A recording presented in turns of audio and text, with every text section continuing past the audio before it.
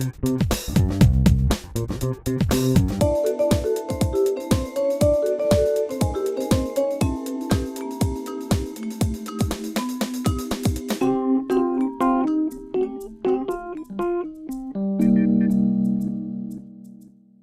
va essayer de voir pourquoi on n'arrive pas à être édité, d'ailleurs, comment les livres naissent.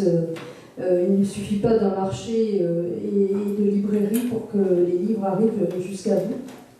Alors, j'hésite à commencer entre Alain Keoès et Dominique Drouin, parce que, je vais peut-être commencer par vous, Dominique, d'ailleurs, Drouin, puisque vous avez, vous, créé une maison d'édition pour vous-même, parce que justement, vous êtes peut-être un écrivain qui n'a pas trouvé le chemin d'autres maisons d'édition. Vous racontez d'ailleurs dans Tiroir, Tiroir l'histoire d'un homme comme ça qui serait prêt à tuer finalement pour y arriver, pourquoi pas. Racontez-nous votre parcours, votre désir d'écrivain et comment Scriptozoon est arrivé, est venu au monde.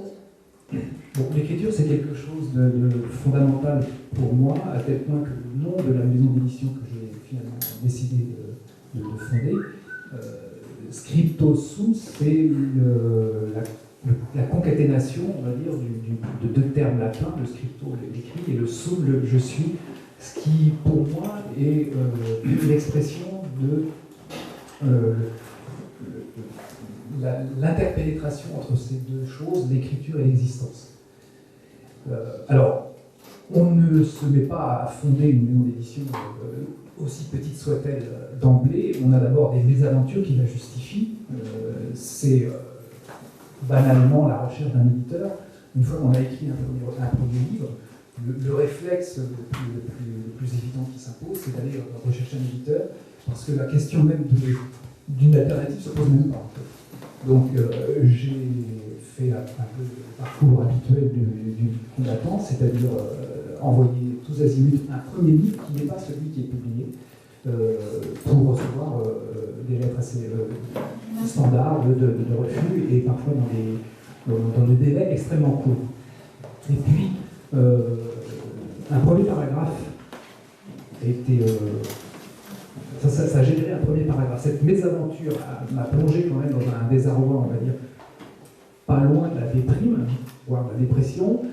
Et il y a eu un premier paragraphe que j'ai créé comme ça, enfin que j'ai écrit, et qui est resté longtemps à l'état de germe, sans aucune germination.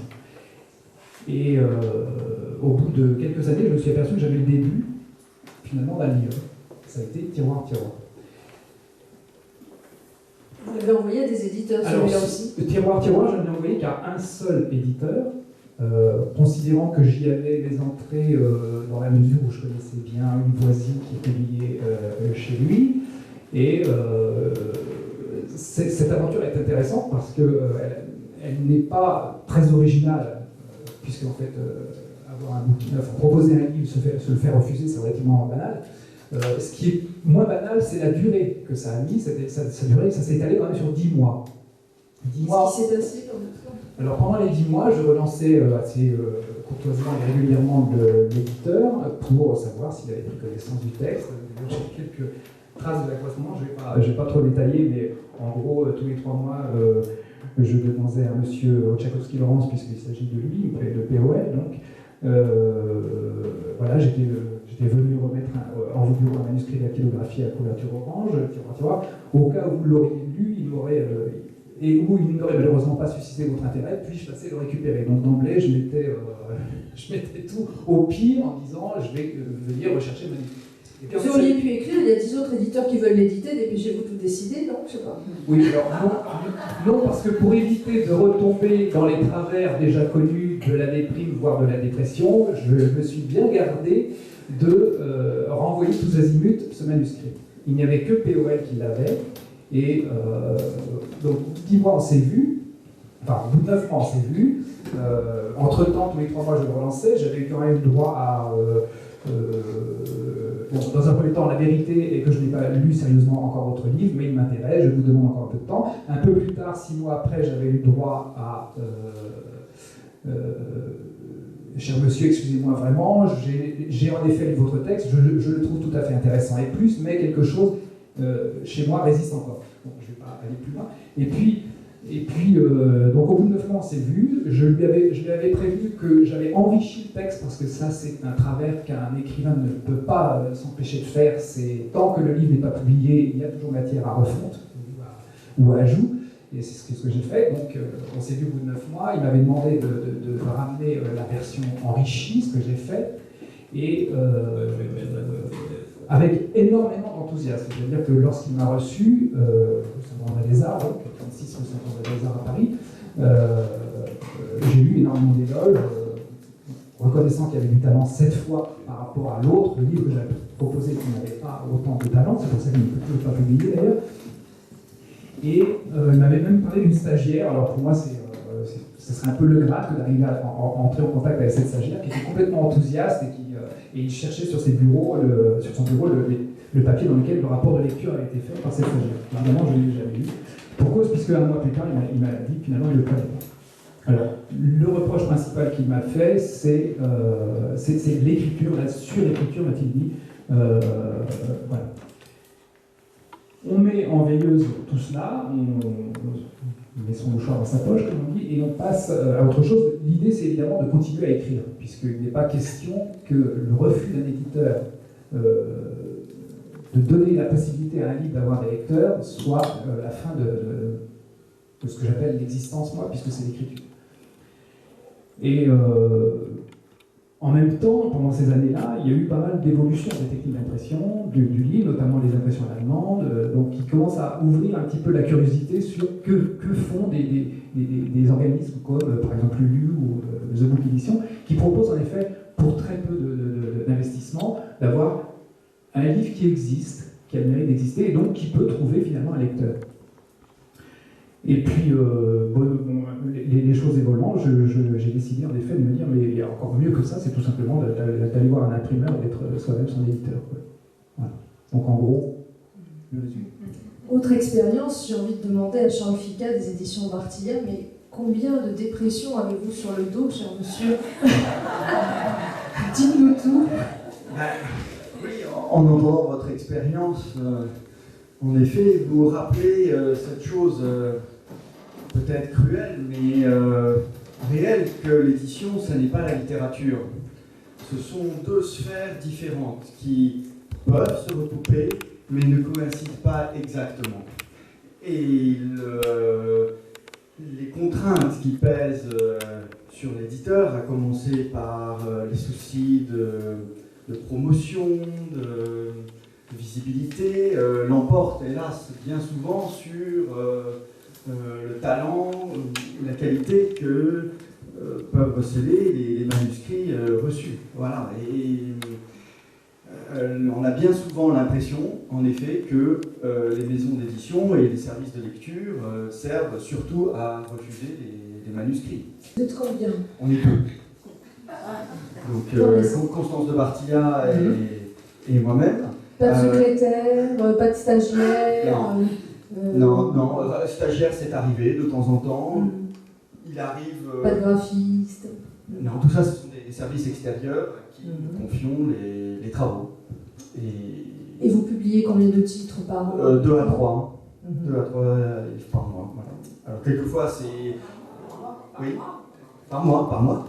Pour exister aussi en librairie, pour la maison, c'est important aussi de faire de la création, comme on dit, de la fiction contemporaine. Est-ce qu'on peut reformuler en disant occuper le marché? Occuper le marché, ce serait comment dire, conférer une importance quantitative qui serait peut-être un peu démesurée, mais c'est un souci d'existence. On a un roman, un récit étranger d'un auteur confirmé, dont on espère aussi Édouard Limonov, qui est un personnage aussi controversé, mais qui a été rendu célèbre par le livre d'Emmanuel Carrère, publié il y a 3 ans, qui a été un énorme succès de librairie chez POL, vous voyez, plus de 650 000 exemplaires.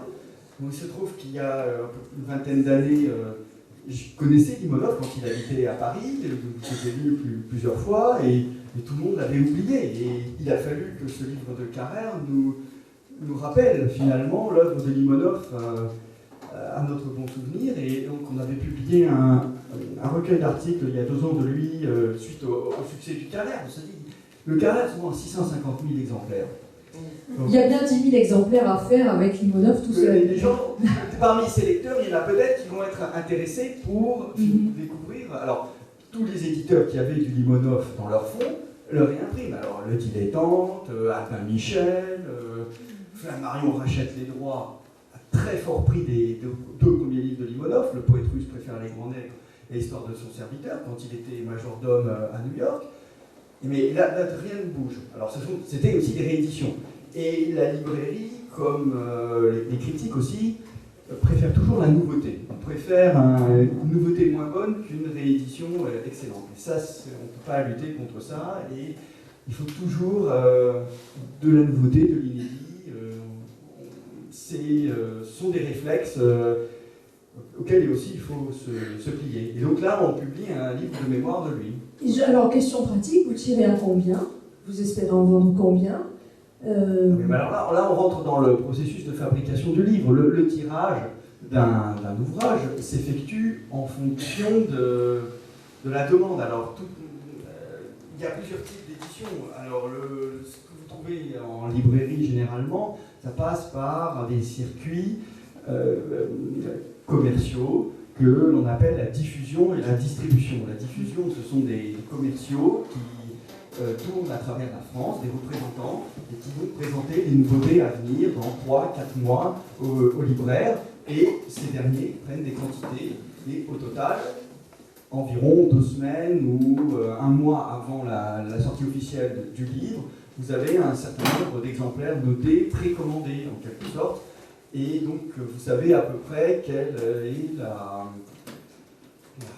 température, combien votre livre sera tiré. Mais même quand on envisage, on met un titre au programme, l'éditeur sait à peu près, devine, ou peut avoir des exigences. Et donc là, il demande au diffuseur de faire un effort particulier pour peut-être un peu gonfler la mise en place. Mais alors, ça c'est un jeu dangereux parce que le libraire a une faculté de retour et quelquefois, vous pouvez vous retrouver avec un reflux extrêmement important d'ouvrages et donc là, c'est très coûteux pour lui.